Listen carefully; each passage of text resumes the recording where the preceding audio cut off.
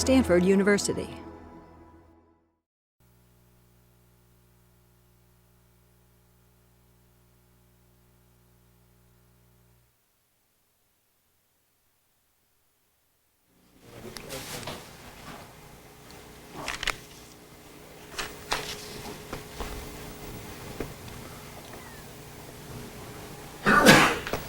Good afternoon. Welcome to the second to last lecture in Spring EE 380.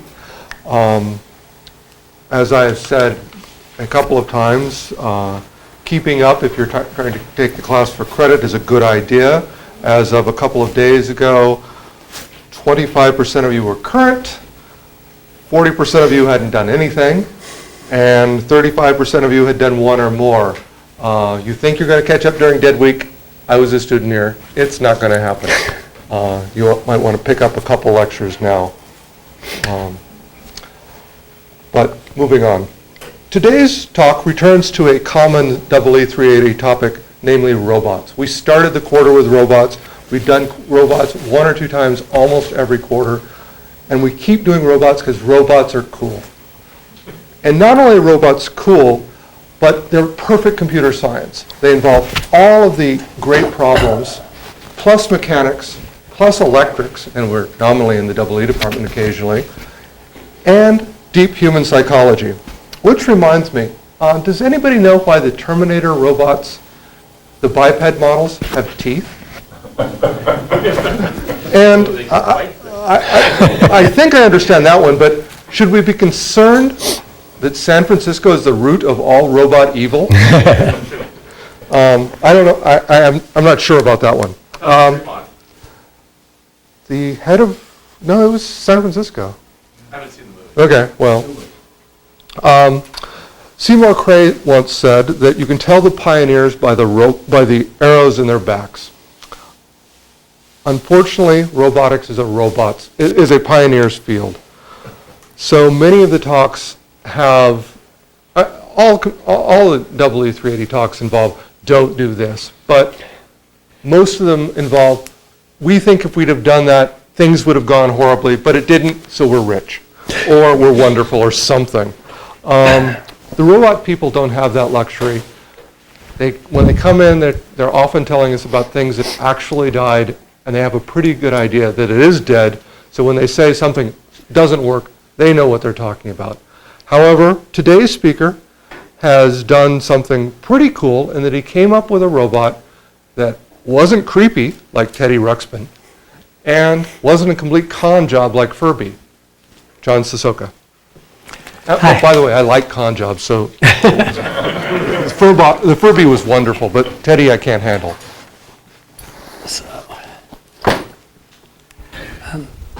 Has everyone seen Pleo or seen a video or something of Pleo? Normally when I'm out, I'm giving a talk about the design of Pleo and how everything came together. This time, what Dennis asked me to do was to talk about the issues and the things that went wrong, and to consider it from the point of view of not just computer science and electromechanical engineering, but also from the business side. And this is kind of a difficult time for me, in that tomorrow I fly back home, and I'm going to go from the airport to Ugobi World Headquarters for the asset auction for Chapter 7, and that's kind of painful after you work so hard in a startup and accomplish so many things. And a lot of times the reason that things go astray have nothing to do with what you built. It has everything to do with the environment around what you built. So I'm going to talk a little bit about that today. And I did bring a Pleo to show people afterwards, or to just to use to demonstrate something if need be. But I didn't put much in about the design of the product. This is really a story about the challenges. The thing that strikes me about this, and it's in robotics, it's in games, it's in all kinds of things, and it's in a lot of our history, is there just seems to be something that drives us. I don't know, this thing about we love to create. And this idea of being able to create something, to be holy enough to pick up a bunch of mud and clay and make something come to life is really cool. It's a little harder for us, but it's the same idea is really cool. And I think that an element of creating Pleo sort of touched on that in a way that a lot of robots don't, because a lot of robots look like they're a lot of work to build. Pleo was, of course, like any good robot, just an insane amount of work and practically killed everybody. But it doesn't look like it should be hard. And so this is an old drawing, but because the person that did it could Photoshop and I can't, sort of gives you an idea of kind of the technical stuff around. You need a lot of different sensors, and you need a lot of actuators in order to do anything, and you always wish you had more and they were faster and all that. One thing that's, this says a light sensor. The light sensor is actually a QSIF color camera, so it is a light sensor, but it actually images light. And then there's a lot of details. I mean, Pleo was built, Pleo was modeled after an actual dinosaur that really did exist, a Camarasaurus. And originally it was scaled quite a bit to be a Camarasaurus. As time went on, we kept ending up having to make him fatter and fatter to get the batterying, to get this and everything else. And he was a little sleeker before. And again, just from an art standpoint, one of the things that happened was we had to sculpt up, this ridge more in order to keep his proportions. The guy that, I can't tell too many stories because there's not enough time, but the guy who did all of the skin, worked out all the marbling and stuff, was a sculptor who works on things, a lot of dinosaurs and recreations for La Brea tar pits and stuff. And we were in a big rush to get this version out, and he had done the original, and we needed him to come up, and we're up in outside of Boise, Idaho. And so he said, could you fly up? He's like 47 years old. He'd never flown on a commercial airliner. So we had one of the guys pick him up, take him to LAX, get him through security, came up, and they didn't really want to stay in a hotel because hotels are kind of weird. So he sat up in our bonus room. It's kind of like having this artist in the attic with his little tools and his Sculpey baking parts of Pleo in the oven. It was quite an experience for 2 weeks, but he really loved his work. This is kind of how developers saw Pleo, especially the computer science side, the programmers. As you know, it's so expensive to build a prototype of a robot, and they break all the time anyway. So what I did was I just had the factory go and take the boards, lay them all out on a piece of cardboard, and then you'll see in there some of the little round boards and stuff, you can see there's red and green lights that would show whether the motor was going forwards or backwards. But that's kind of what we got to develop with. It took, and anybody who builds robots, you're so familiar with this, it takes so long to get the parts working the way they're supposed to work. It's just, you would think it would be easier than it is. And then we decided we needed to build a skinned dinosaur. That's a really, really bad idea.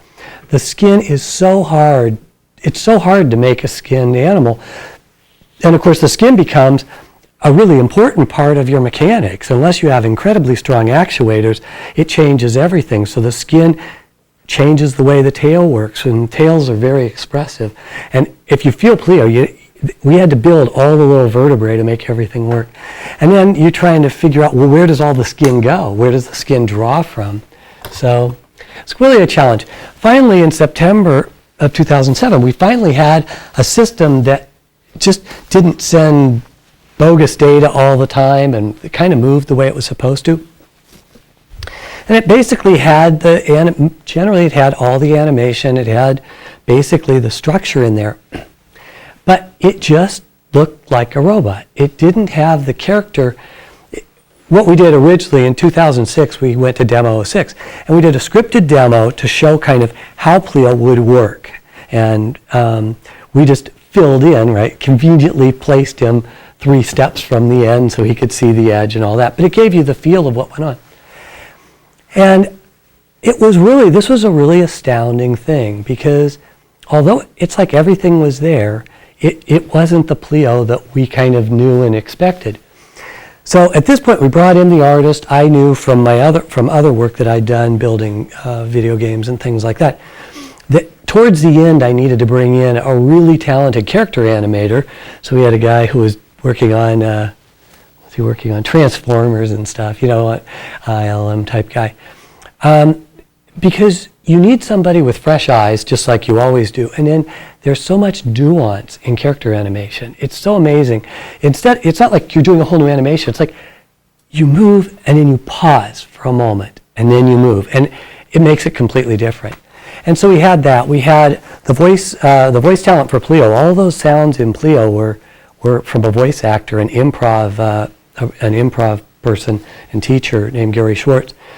And all these different artists now were in there with the programmers, and that last 10% of making those changes made like all the difference in the world. The character just came out. This is the story arc of Yugobi. In the beginning, it's so clear. There was a neat idea of how to quickly create coordinated emotive gestures. And we built a prototype, tested out this. It's kind of a modification of the idea of a motion capture suit, where you constrain the person in the suit in the way that the model's constrained, so that you can use their inner ear and athleticism, especially if you use a gymnast or somebody, to do things that would be hard to do dynamically. Of course, you'd rather do them dynamically, but wrote a patent, got some funding, got a new CEO, and got to Demo 6 with a prototype, worked day and night, got that out there. When that presentation happened and Pleo was walking, we got our first venture funding past the angel. We then got more and more funding from Taiwan. It became a really popular concept, popular company, and we started getting funding from Hanhai Foxconn, one of the largest contract manufacturers in the world, maybe the largest. And finally, in the end of 2007, we were able to ship Pleo, and we were able to ship about 100,000 units in the first year worldwide, which you might ask, why is a tiny company trying to ship worldwide in the beginning when you're production constrained? But that's a good question. Things started to go astray, and I'll talk a little bit about why. In July of 2008, the board asked the original CEO to step down. Not a really uncommon thing to happen, but the company was growing really rapidly and looking for $20 million in funding in late summer of 2008. Turned out that you better have gotten it in midsummer of 2008. By October, it became clear that that wasn't going to happen. And from there on, it was kind of imminent that, we basically were headed for Chapter 7, which will essentially complete this week. One of the things that was fascinating was just how powerfully people reacted to Pleo. From the Demo 06 on, the amount of coverage it got, people wanted something like this to be true. And a lot of what you got was, well, I know this isn't really going to be like this, but I really hope that it is anyway. That it really is a character. It's not going to just be another dinosaur, and I switch this mode into, now I'm a watchdog, and people really wanted something like this to exist. And we got the most amazing stories from people when they talked about, well, what would they do? What did they want? And a lot of it centered around the notion of companionship, this idea that somewhat in the vein of a pet, you could just have this around. It was just in your space. It would respond to the same things that you're aware of. It would be a part of your world. It would help you. It would help be a presence. Something between a betta fish and a golden retriever. Somewhere in there. Have that feeling of something to be alive. One of the great things about Pleo, and I've shown Pleo zillions of times all over the world, and a lot of times it's just, as Dennis said, you just go to a coffee shop, you're waiting for an interview or something, and you're just playing with Pleo, and it's amazing, all the people that come out of the woodwork. Somebody will come out, a lady not long ago came in and said, I work with, there's a name for it, like damaged children. Children have had some horrible things happen to them. And she said, this would be a fabulous way to help draw them out. It's just people coming up all the time with different uses. It was amazing because people would come up, they'd see Pleo, they'd interact, and then they knew why they would want a Pleo in their world, or why someone else close to them would benefit from this. The problem was, Ugobi as a company was never able to really settle on who is our customer. Is this a super Furby? Is it a high-end toy? Is it a companion robot for adults? Is it just a cool robot? It had the ability for you to program things yourself. It's being used as a platform for research. We couldn't figure out as a company what to do, and as a result, even had we gotten past the funding challenge, we very likely would have hit the next block that's very common. For most people that we talk to, Pleo wasn't, it's not really a pet. It's a pet for someone who couldn't have a pet maybe, but it's a toy but not a toy. It doesn't just run through its paces. It doesn't just do one thing. And it's not really a robot. For some people it's definitely a robot, but for a lot of people it's not really a robot. It's something else. It's something that doesn't quite have a name. It doesn't quite have a market. As I mentioned before, the early adopters were not limited to techies and robotics folk, but they did have that characteristic that they were all seeking. They were seeking something. And then when they saw Pleo, they saw this thing that they were looking for. And for the most part, it wasn't about technology. For some people it was clearly about technology. But for a lot of people it wasn't about technology. It was another need, in a lot of cases, this need for companionship. And the early adopters are great because they find you. That's the great thing about them. The problem is figuring out how are you going to reach the next group? How are you going to reach the group that isn't seeking you out, where you're trying to present something that makes sense to them? It's so what does it do? When we were developing this thing, we were talking about, well, what does it do? Well, if there were no house cats in the world, and you developed the product specification for house cat, that would be a high negative utility. You would think, I would pay money to get rid of something that you described like this. And yet, it's a huge industry. And the pet industry, in general, is kind of a, if you looked at it logically, like a negative utility kind of thing. But Business Week ran an article, a year ago, that was saying pet industry and all its associated stuff is like a $50 billion industry. It's just insane. But what does a pet do, that you want to talk about? So instead of crossing the chasm, I think we were basically just jumping right into it. In a sort of classic or unfortunate view, this outpouring of excitement by the early adopters was interpreted as support from mainstream customers to Ugobi. A lot of the people in Ugobi, this is their first rodeo creating consumer goods, and they were thinking, okay, our job now is, everybody's excited. Our job is just put out more product and it'll be fine. Build more.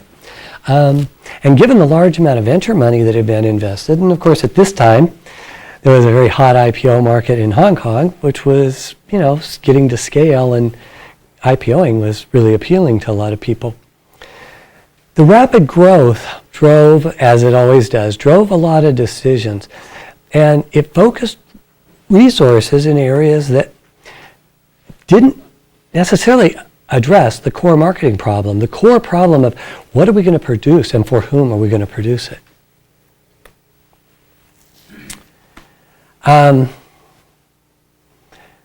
So I'm going to talk now about so what. There were a lot of experiences, and I'm going to talk about some of the things that I found particularly interesting, which may seem totally uninteresting to you, and or maybe it will be interesting. And then there are a lot of things that are kind of open questions. They're not things that are untouched, but they're things that, looking at creating a creature that you could interact with that has a personality, and where each one potentially could have its own personality that emerges over time. It has made me look at robotics and computer science and AI in ways. I started, my first AI programs were written in Sail, actually. I forgot I was at Stanford. But it was in the way dark ages. And things, I would have imagined, if I could have known how much processing had increased and how much memory we had and how much time, we would have been a lot farther than this.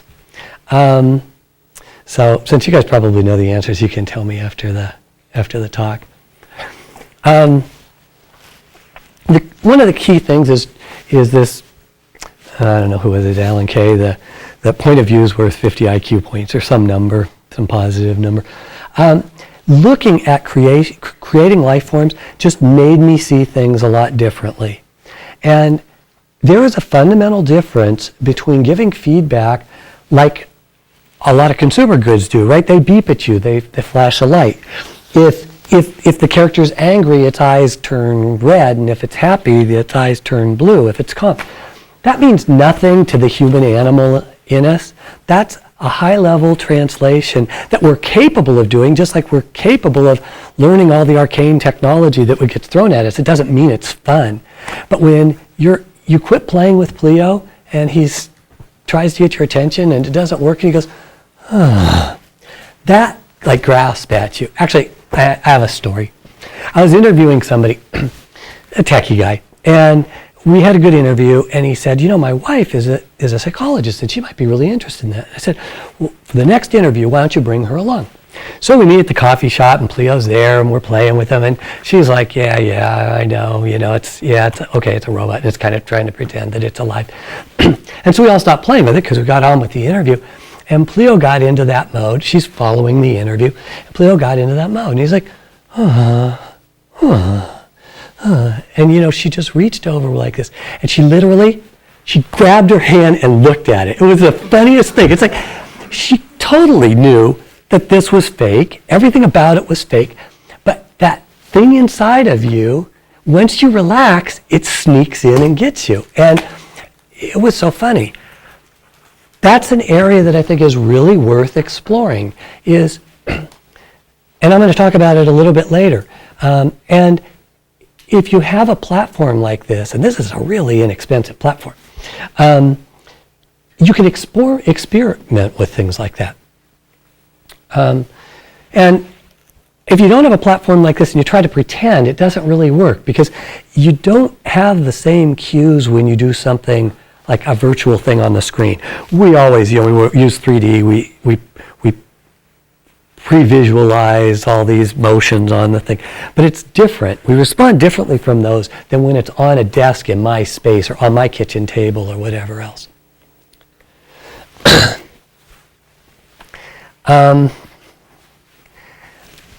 So I wrote this talk just for this. So every other talk I give is like a variation of something else. But this one was really hard because I came back and tried to go after, well, what were the really interesting things? So this is like a duh, of course, that we're interesting things, the interesting intelligent things are animals and sort of humans sometimes. How can we simulate some of those characteristics? Even get a little bit of it, because we started out with robotics. It started out here in robotics, where we try to do something in a lab, and then that was complicated, and then figured, okay, after we get that, then we're going to move it out into the real world. And what happened is we keep finding that jump is too big, and you finally got some other people sort of taking the contrary, the sort of Rodney Brooks thing of, well, maybe you should just do something really simple out in the real world and then gradually add complexity.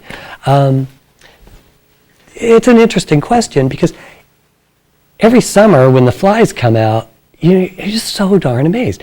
This little thing has hardly any neurons, and it can basically get away from humans. It can get away from humans with tools. It can reproduce. It can find food. It can do all of this stuff, and it hardly uses up any energy, which it has to find itself. Why isn't our stuff more robust? The other thing this fascinates me is how can we create development tools that can allow behavioral knowledge that we acquire through introspection, through people who study dog cognition, like Amy Cook up at Berkeley, or improv people have amazing insights into people and animals. Psychologists, if you can get that, if you can categorize that knowledge, how can you build systems that allow you to add that knowledge where you can, and then use automated systems in other places? You know, it's not really a planner, it's not really an expert system, it's another kind of thing. But if you make that easy enough, then you can go scaffold, right? I scaffold, and then in between, I can kind of make up stuff. I can interpolate behavior sort of between the things that are established, or I can learn new things and have those go in just and fill out the scaffold. So animals, one of the reasons we wanted to do a Chimaerosaurus was we wanted a real dinosaur because we didn't want to just make up a creature, and baby dinosaur is something you can't have. And this is about the size that a 2-week-old Chimaerosaurus would be, so we weren't making a scale model of this huge beast. This is like kind of what you'd see if you could hatch a Chimaerosaurus. And one of the cool things was to have a long neck and to have a tail, because a long neck and a tail gives you so much expression. And there are so many things that happen with a neck and a tail.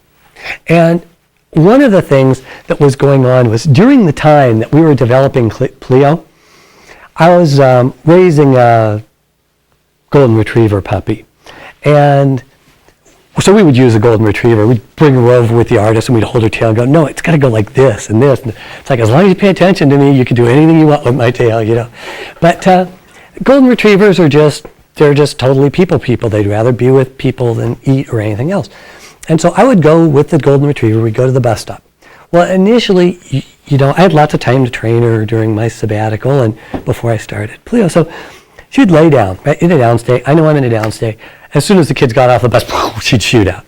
As she got a little older, she knew that she had to stay. But she also knew that what she really wanted to do was play with the kids. So this was kind of an interesting insight to me. We'd go to the bus stop, she'd be in a downstay, the kids would get off the bus, and the next thing, she'd lift her head up and she'd look at me. And there was this communication, right? It's like, I know I'm in a downstay. I want to go play with the kids. Can I play with the kids? And at that point, there's not an infinite set of things to figure out. It's either, can I stay? Should I stay or should I go? And so if I just stare at her, she'll put her head down like, oh, you know, life's not worth living. Or if I give her the slightest, okay, it's okay. Shoom, she's off like crazy. You don't have to know everything in the world. You don't have to you just have two classes of things. It's a great segmentation for a machine learning problem. And besides which, there's a dialogue. If she thinks that I'm going to say that it's okay, then she'll start to, tense up. Her tail will start to go out more. And then if that's not the right thing, then I'm going to go, stay. I'll repeat that. Stay, down, whatever. There's this dialogue. If you're starting to veer, we correct each other. And we can see this. And this was such an interesting thing to see when I was working on this, because why doesn't everything else work that way? Why do I have to have every option open at every time? Why can't we just start making some guesses and be able to give more feedback of what I'm going to do, what you're going to do? And I'm going to touch this again a little later. But then I started watching people some more, and people are just amazing at subtle, expressive, high bandwidth communication, and we really like it. it's part of the game, especially in the spring, watching students. There's like all kinds of high bandwidth communication going on. And so why is it we don't build products that take advantage of this? Or maybe we do it more and I just don't have good examples. Doing the whole thing's really tough, but maybe you could just do a little bit, maybe just the bus stop thing. Another interesting observation for me, I thought it was just me, but it seems to be pretty much everybody, is this kind of, anything I know how to do is easy. And the stuff I don't know how to do is probably really hard. And so whatever you've mastered, you could do that any day, but kind of from the dark ages of AI, it was, man, if you could play chess like a grandmaster, that would be AI. And something that's so easy for us, like crossing a busy street and not getting hit, who cares? That's so easy. A child could do that. Well, now here we are with our DARPA Grand Challenge, and we're finding out that it's not so easy. That's actually, we've done a good job on chess, but this other stuff is really hard. I mean, we're using up a lot of watts and a lot of machinery to do a not very impressive job of navigating. What is it about the way we're doing things that makes it work out this way? And this is part of a lot bigger story. I had a really neat slide about disruptive technology, because maybe we're that, if all you have is a hammer, everything looks like a nail problem of, we solve everything with digital computers in the way we solve them because that's what we have to work with. And I'm working with some people at Crowley Davis Research who are doing modeling cell biology. And they've showed me all this interesting stuff about computational biology in the early days. And von Neumann there working on this other model, this more biological model. And I always thought he was just, he was a kind of serial guy. And how can we make the real world easier? This is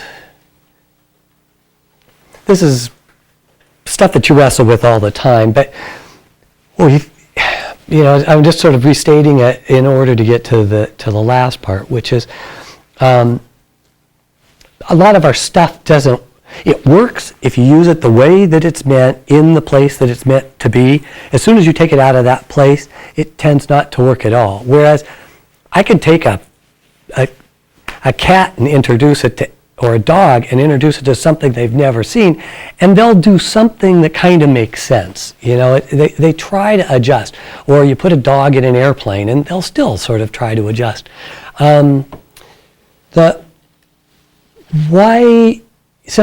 Since for so long we used animals all the time as our assistive technology, why can't we take advantage of that? While I was getting ready for this talk, I remembered something about horse and rider metaphor. And so I looked it up, and there was actually a NASA document cryptically called the H metaphor, because I guess they didn't want to put horse in the middle of their technical document. But it talks about this. If you have the ability to, a horse and rider, it's that shared communication. You have a way of transferring control. You can say, you're looking around, things are cool. You take it. I'm not worried about things.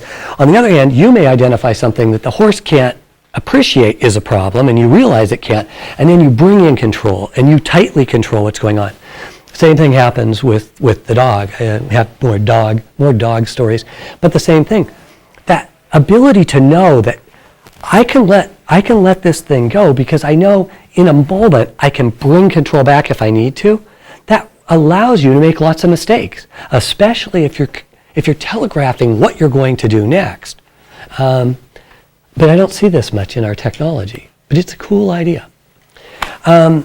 Because this is, and this isn't a presentation from Ugobi, because we've filed Chapter 7 in April, but I still wanted to, I wanted to come and talk to you about this, so this trip was paid for by me, not Ugobi, and I can't represent Ugobi. But I wanted to share these things because I thought that there was so many interesting things that we were able to learn. And I wanted to just take a moment in this public forum and just say, I got to work, as usually happens in ambitious startups, with the most amazing people, some people in disciplines I'd never worked with before that was just amazing, and investors that were willing to invest in something that was wildly different from what came before, and I'm pretty impressed that such things exist. I also believe that it is important to have expressive physical platforms. They don't necessarily have to be real animals, but there's something about being able to use cues that humans are good at perceiving in a real physical space that's powerful, and having platforms like that available will let people come up with things that they never would have if they didn't. I really believe that. And this is, it's all reprogrammable. You can put in an SD card and change it, or you can reprogram the whole thing. It's just, it's an ARM7. It's not that tough. So I think that's a really important thing to have in the world. And if you're building robots, think about, is there a way to allow that to work? I was able to work with a lot of researchers up in Berkeley and other places who use this for all kinds of really imaginative things. Another thing is this comment about it's unusual to be able to take your algorithms and take other forms of knowledge and be able to combine them. It's that kind of, sometimes I want control, sometimes I want you to have control problem. And figuring out how to match those up can be really powerful, because you can have somebody who's reasonably perceptive scaffold a lot of behaviors. And then as your stuff comes up, you can start to let it run more and more. And I think it's a really interesting thing. And that's very possibly where Vita Robotica is going to head, is to try to explore that space. And then I'm intrigued. I've been in contact with so many people who have used Pleo for so many things that I never imagined, that I can't wait to see what comes of what was really, I think, a pretty wonderful idea. So that's what I had. And then I have time for questions.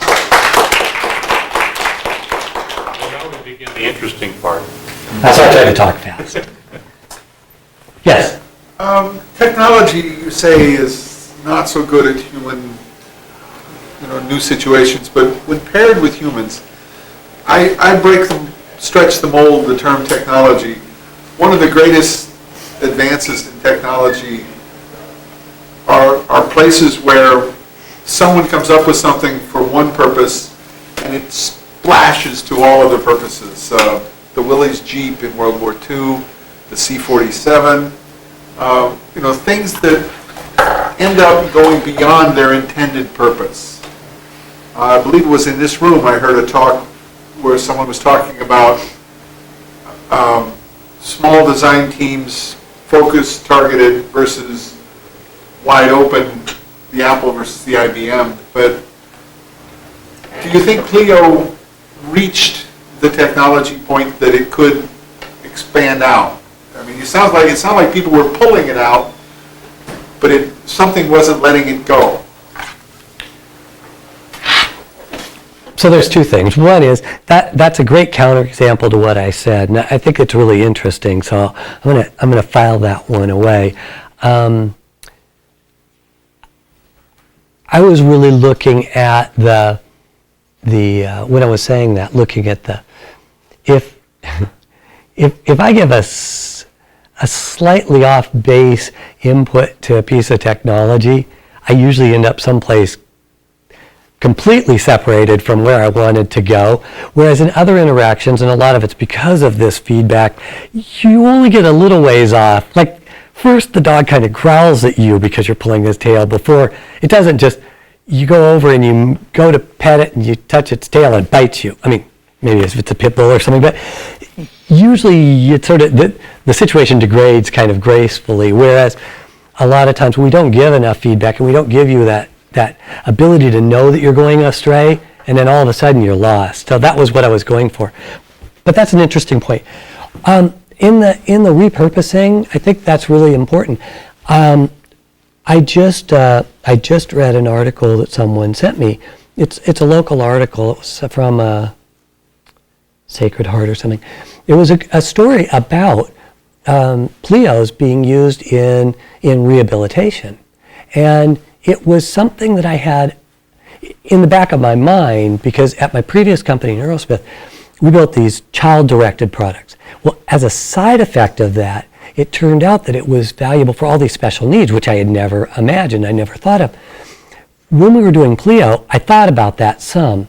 And one of the reasons I wanted to make it so that you could take this basic thing and transform it into something else was because I could imagine someone, because Pleo's could, wear its emotions on its sleeve, you might be able, a clever person might be able to repurpose Pleo to use it for an autistic child, or to use it for someone with motor control problems, where initially, if you just touch it anywhere, it works. Later, you have to be able to touch this part or this part, and they could create a new application, plug it in, and start their own business, So I wanted that to happen. I've seen a little bit of it, but it didn't develop. So I seeded the community before it launched. I had people that with David Calkins' help, we found people who'd worked on IBO and built cool tools, got them to make their tools for Pleo and make them free, and we developed a Pleo development kit, platform development kit.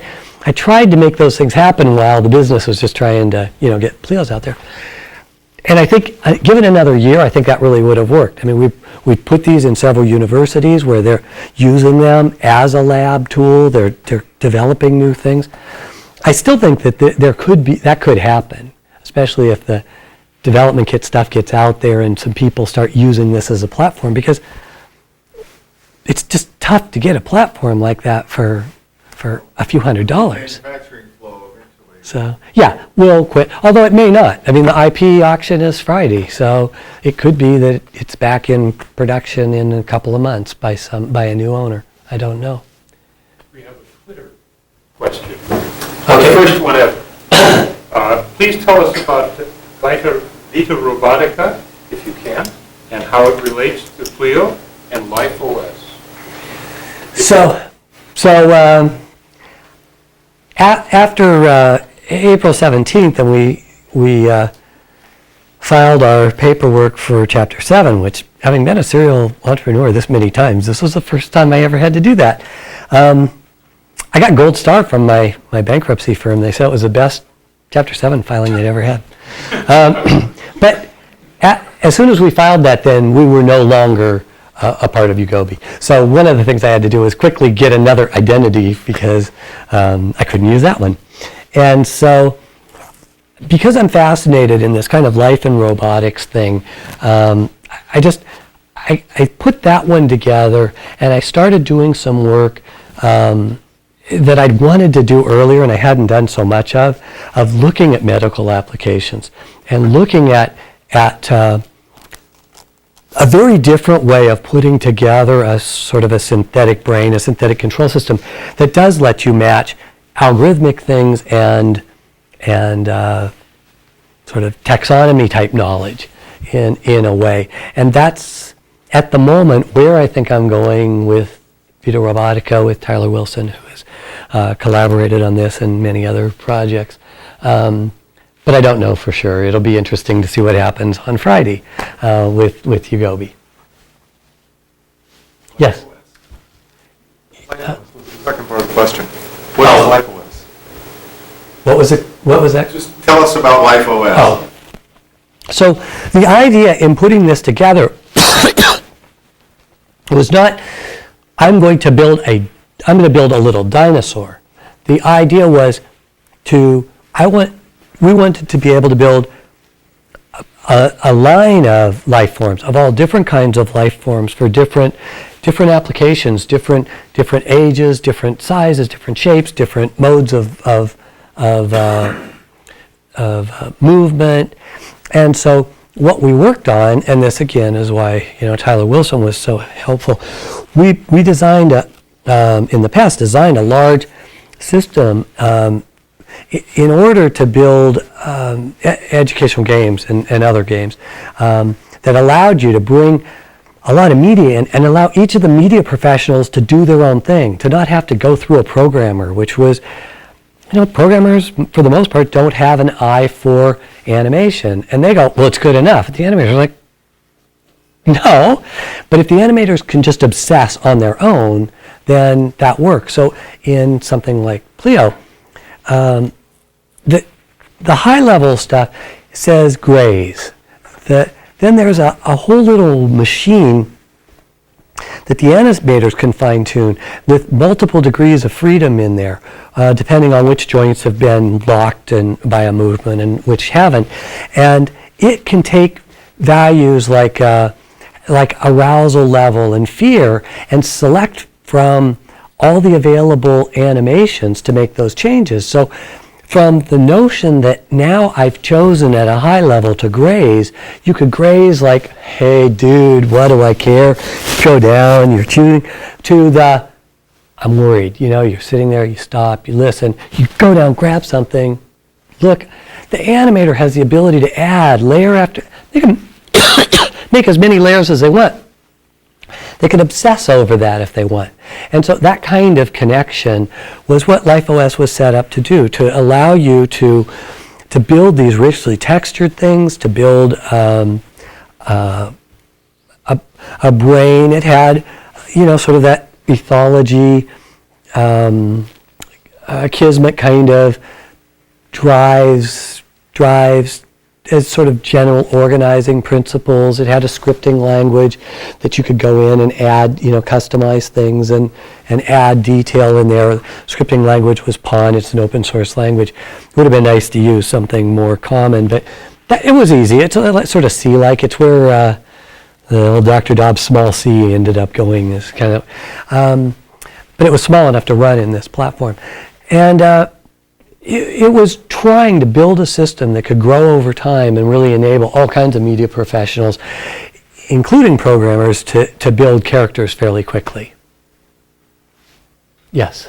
The question I have first, which was one of your early slides that you kind of went over very fast, but you said it's not a toy, but what is it then? I mean, is it that you have a lot of negative connotations if you have it as a toy?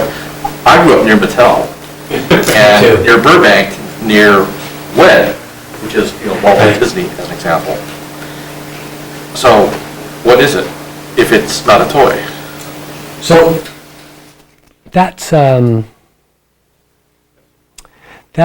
it's a great question. Part of this has to do with having been sort of in the toy industry when I was doing educational sort of developmental products. I was sort of in the toy industry because that was the distribution channel.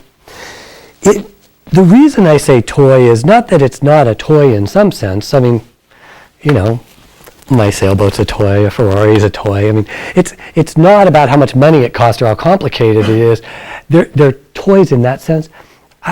When I say it's not a toy, I mean it's not a toy in the sense that this is not something that would be a good fit to be marketed through the toy industry. When you see things that are marketed in the toy industry, they tend to have certain attributes. One of the attributes is they kind of focus on one thing. I mean, they may do more than one thing, but they kind of have one reason, one thing that it does.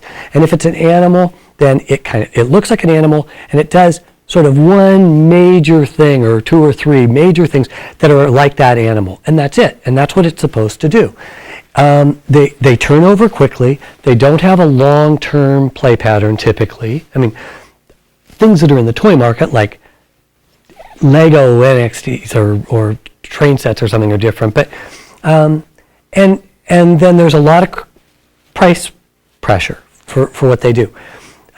Pleo was really set up not to fit in that model very much. It was a long-term thing.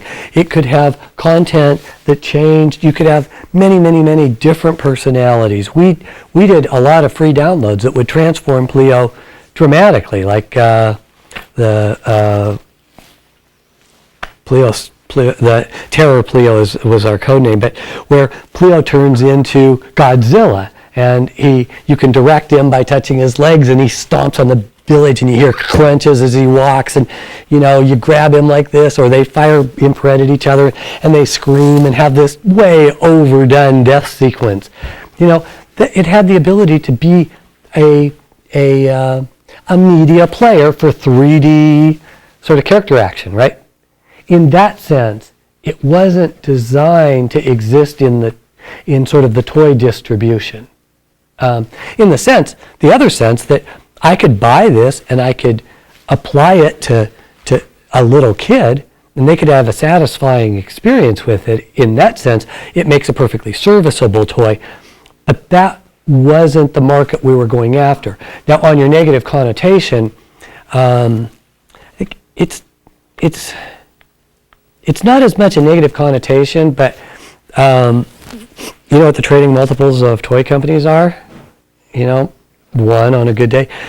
That's not a good way to get venture people excited. So there is a bit of danger if you talk about, because the toy industry is a magnet for people to do robotics.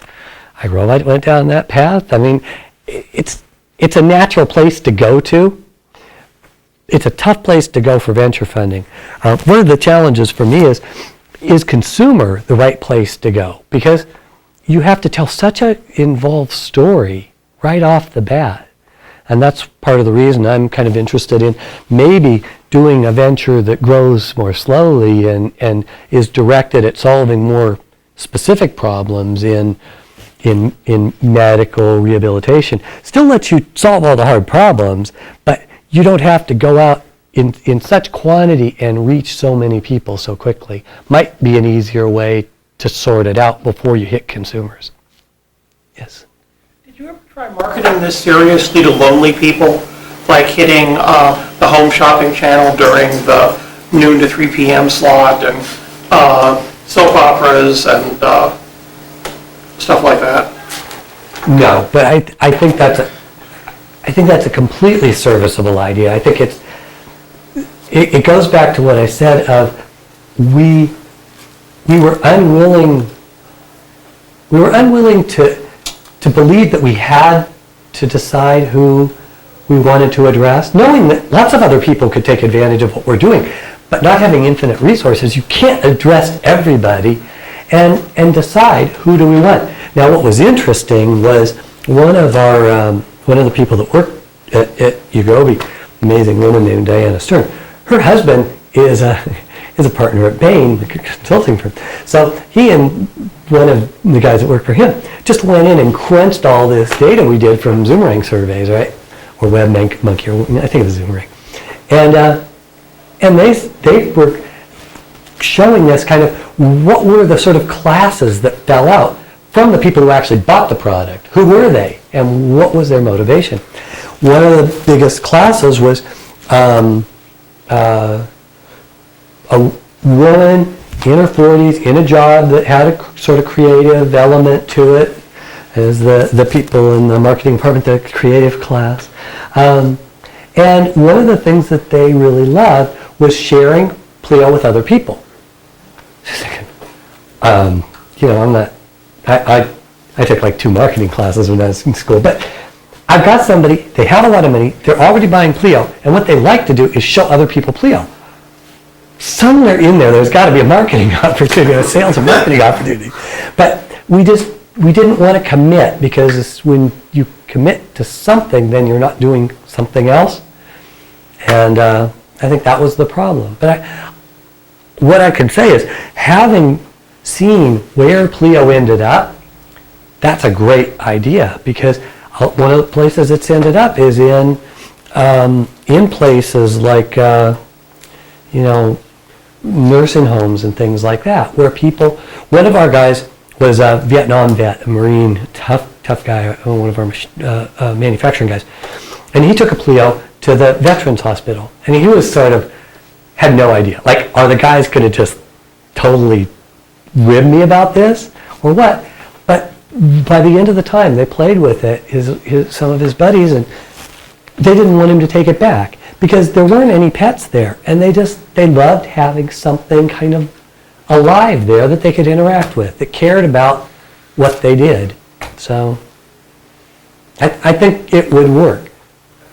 That's a PC. It's alive, it's interactive. It doesn't care. No, if it cared, it wouldn't go positive and negative when you make the mistake. It doesn't care. It just responds. It's like saying wood cares.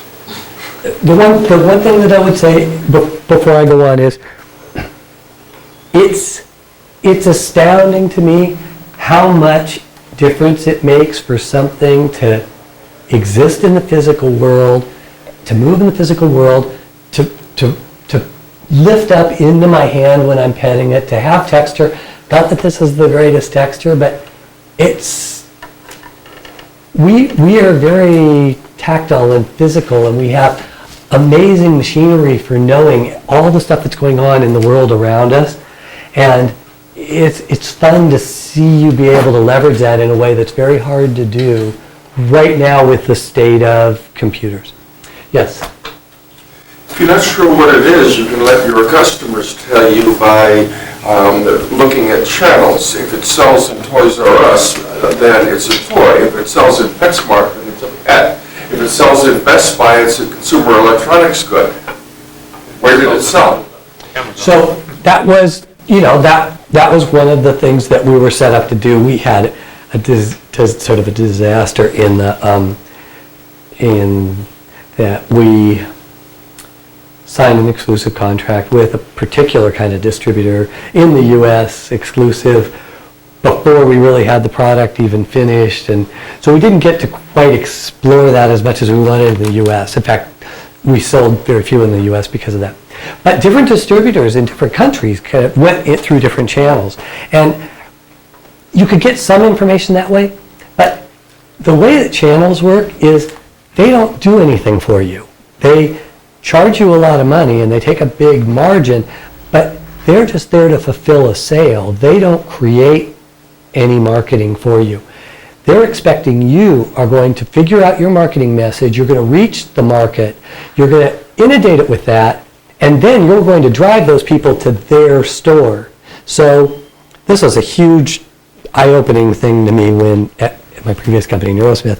When it's like, so they're going to mark this up 100% from our wholesale cost, and they don't do anything except put it on their shelf and take money? Yep, that's what they do. And so you see, now, after that, well, of course, mass market is to fulfill sales. It's not to create a market. You need to create a market in advance. And one of the examples that we have in recent times is the Wii. Rather than just trying to build a demand for a product that didn't exist, they built demand by just by positioning the Wii and then only putting a limited number out. It turns out that Emotion, the company that did our distribution in Italy, did this fabulous job. And this is on the web. You can find this. They did the most amazing job. It'd be fun just to have a class about that because it was the most beautiful strategy. They had placed them with who's who. They only had them exclusively in certain stores and only like a couple of them. They did parties first for the tech community where they could tear them down, they could see everything, got that story. Then they had the movers and shakers. Then they had a huge party. It was just amazing. And they sold, just in Italy, which is a teeny market, 15,000 of the 100,000 were in Italy. They just did an amazing job. But anyway, I learned a lot more about marketing during this time, as you keep doing, when you keep trying to build products. But if you have enough runway, you probably can learn more through doing experiments like that. But Where did those 100,000 units go from? Where did they end up being placed? Which channel actually succeeded in selling? I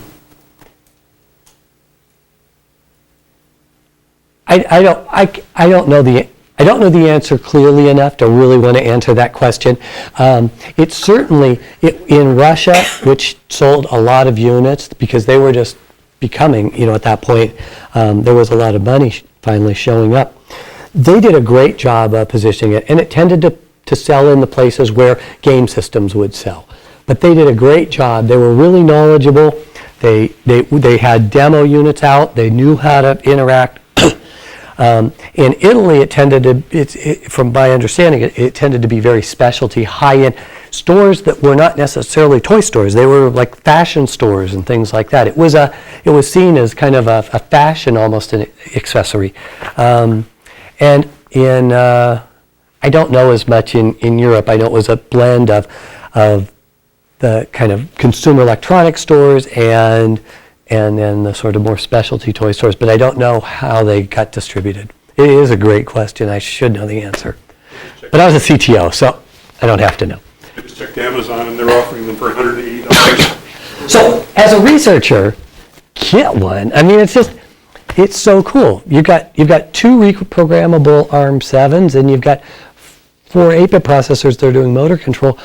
It's a PID loop that's got registers that are programmable from the outside, you know.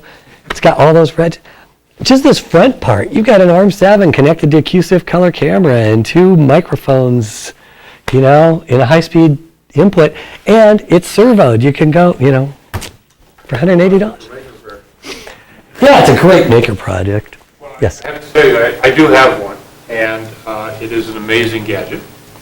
As I said earlier, before we started up here, it's truly a chick magnet.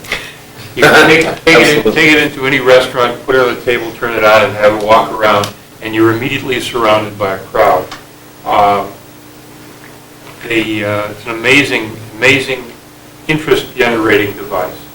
But I think that the thing that you were getting at that maybe is really the play with Pleo is essentially the kind of play you watch when you're observing an infant. It's an autonomous device that does interesting things, and you're sitting there watching it interact with its universe, and you're not so much interacting with it.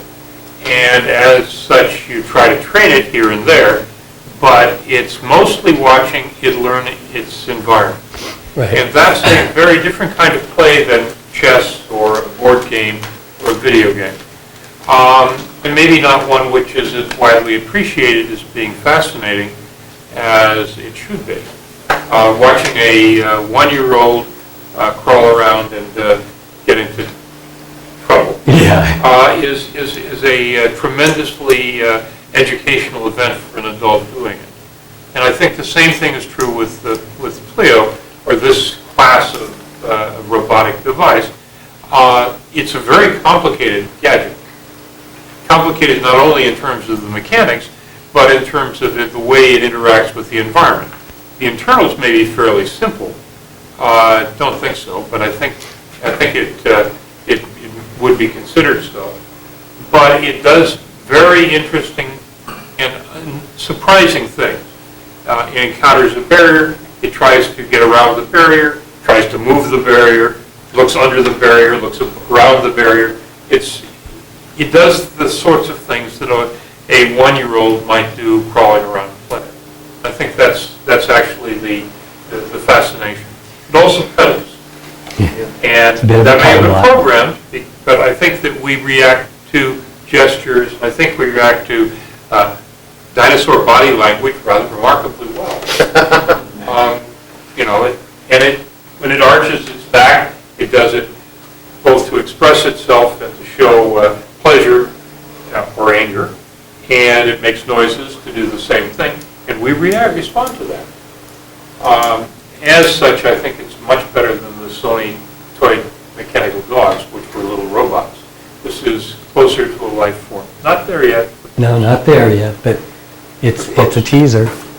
One thing I forgot to mention, because I wasn't talking about design, but you build this and there's no room for anything, right? And the one place that you could put things, like if it were an IBO, is right in here. Well, guess what?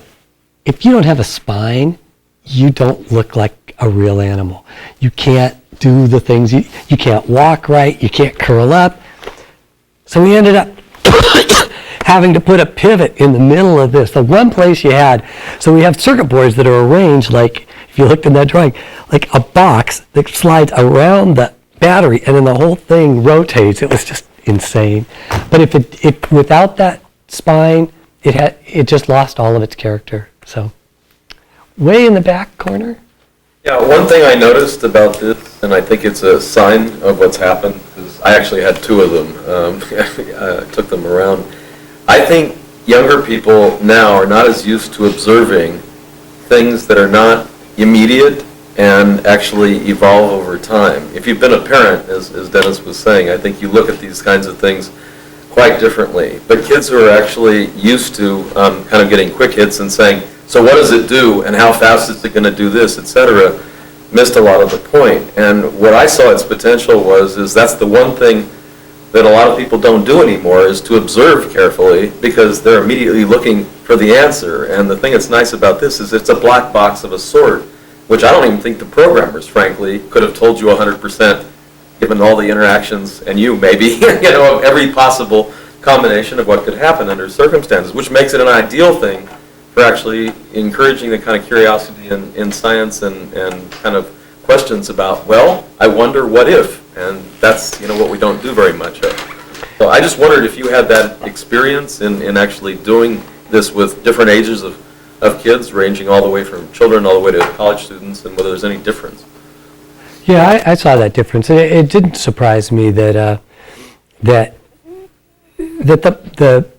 Pleo buyers skewed older in any way, and it wasn't, and we looked at, did you buy this for yourself or did you buy it for a child, blah blah, and I think there is an element of that. It is a different thing. I think as you get better at doing this, you may be able to really capture the other side better. Pleo's slow anyway. He's got a limited model. It could be a lot deeper. But I think in its current form, that's really true. Also, just to mention, in the beginning, all the lead animator built everything, right? So when we'd be running, it's like, oh, that's animation, blah, blah, blah, all the time. Well, once that system I was describing got in there, and Pleo's over there, and all of a sudden starts doing things, he goes, I never animated that. It was so weird, because everything was something he saw. But when it started putting pieces together, he couldn't predict what it would do next. And the same thing with the programmers. There's a great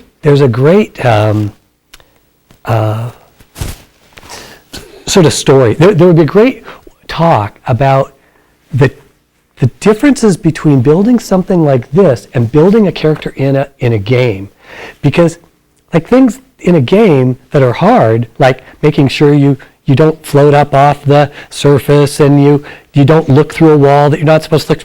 Hey, if he can't see through it, he can't see through it. He always manages to find the surface. It's like different things. But in a game, you have to create all of the things that it's going to discover. Whereas here, like I had a Pleo, and I had him turned on for some reason. Oh, I know, something went wrong, and I wanted to be able to get the log, but I didn't have it saving to non-volatile memory.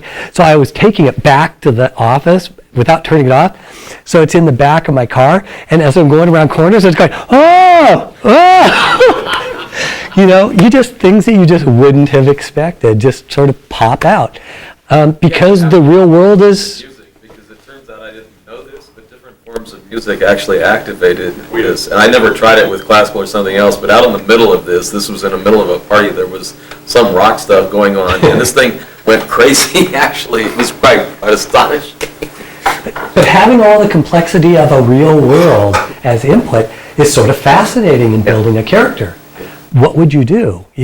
And that's the thing that really fascinates me right now, is how could you take advantage of that and build a character that really, first off, has a different sort of genetic makeup from character to character. It has different internal desires, but then it has enough depth that it can express them. So you can see the difference between, you start out with two Pleos right out of the box, and a week or two later, they're really dramatically different, and you can tell at a glance. There's two of you. How about the one further back? You. Can you power the Pleo? Do you have a functioning battery? Hopefully so. I bought another battery to appease the demo gods. Yes, This isn't the School of Business, but I'm curious, how far, he's curious too. where did they end up with the manufacturing cost, and how much went into development?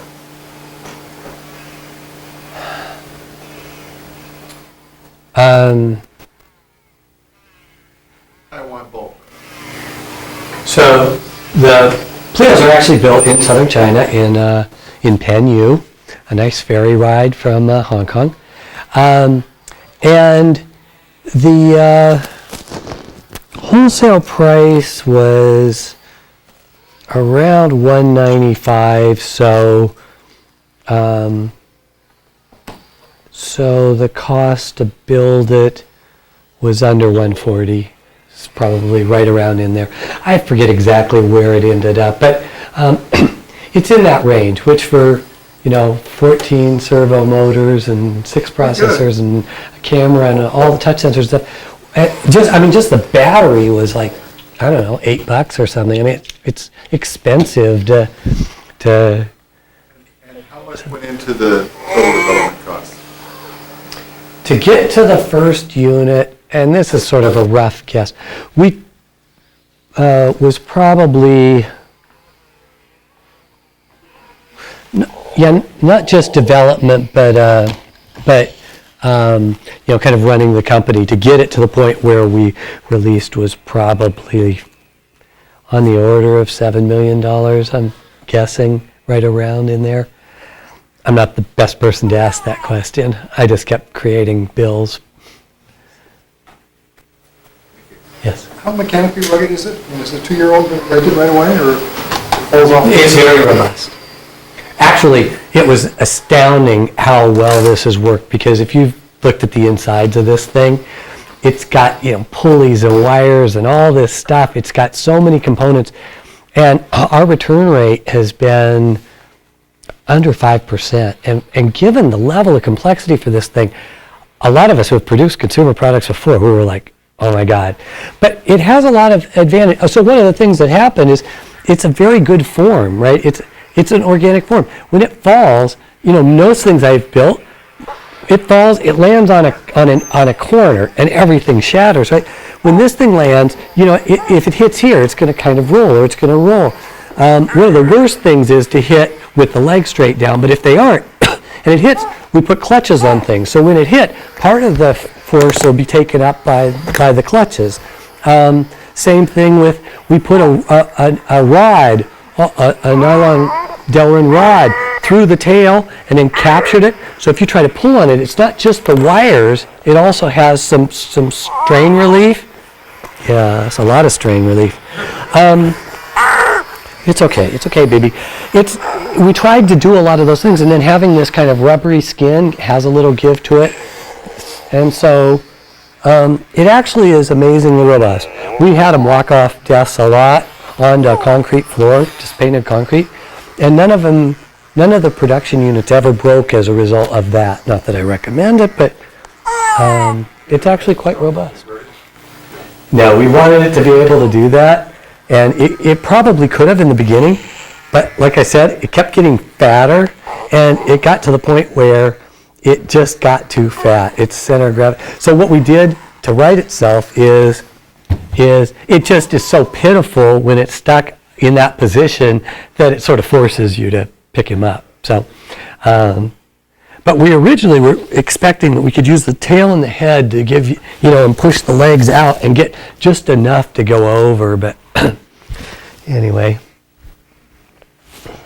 yes. Dogs.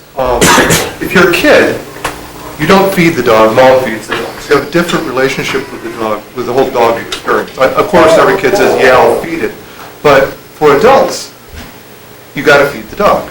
And the advantage of mechanical toys is they either have an off switch, or if you don't feed them, it doesn't matter.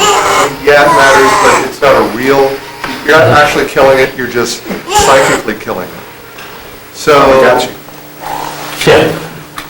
I mean, that was the first product that really just does a push one on the stack here for a second. That was the first product that really let nurturing be a play pattern, that you had responsibilities to fulfill, and that was fun, because the conventional wisdom was, that's a terrible thing. Nobody would ever want to do that. But that's not completely true. Okay, pop that off. There is something of that in that, if people name their cars, but they know at some level that if they leave it out in the rain for 17 years, well, they didn't really kill something, they killed a thing, not a life entity. Right. And so that's sort of where this is fitting in that it's, that it's not, but you can play that it is. Right. And so that there is a mom taking care of it in some sense. And that is, you just have to stick a battery in it, and if you don't, well, it's pitiful, but you didn't actually kill it. So it's a different relationship, and it's a relationship that adults don't get to have, because you get a cat, you pretty much have to feed it. Right. It's extremely poor form not to. Well, it's not just that, too. I mean, I've had a couple friends whose dogs died recently, or either euthanized, and another friend whose dog's on the border of doing that.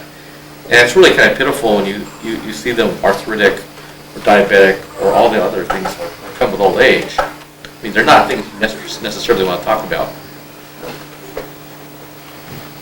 Well, but then, I have to wonder, if you can get it more of a depth of personality so that it really becomes really obvious to you that what are the special things about this one, and that you can kind of trace some of those differences clearly to experiences that you and your life form had. If that life form ceased to exist, you couldn't just replace it. Technically you could download it and put it in another one, but if for some reason, you hadn't done that, or that facility wasn't available, you would really have lost something. Now, it's not losing a dog, it doesn't have that depth, but it could be where it's much more than a car, which it doesn't share that same level of shared experience. You see the dings from when you did something stupid or whatever, but. There's also lower overhead. You don't have to, there's some get sick, but, you don't have to, feeding a cat is not all that much fun. Yeah. But you got to do it. And you're doing that, there's a lot of overhead for the whatever cats do, and I've got two, and I still haven't figured out what they do. But for whatever cats do, there's a bunch of other crap you have to do. And for mechanical objects, it's all pleasure in some sense. The recharge and put in a battery is nothing like cleaning a cat box every day. Yes, and so it's a different relationship. It is different. So is there a market for robot babies that don't poop? That was Spielberg's AI movie when they were asking that question about would anybody want a little robot boy. But you guys heard the phrase Kismet. I've seen not only Kismet, but Kismet-like things, and IBOs, and we have what's the Sony human equivalent, or Honda's Osmo, yeah. We really need to have an Osmo here, but just watching or listening here, just the fact that you can hear the actuators and the like, actually, it tells me it's mechanical. It's not quite the same thing as a biological animal. But we're past time, so I think we're going to have to stop. Stop. We can continue this on, as we watch the robot go up over the edge. Don't commit suicide. I'm done with the presentation, so at least you got to see a demo before he died. I like your last slide. Thank you. It's kind of what I'm seeing.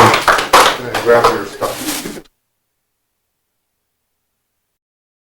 For more, please visit us at stanford.edu.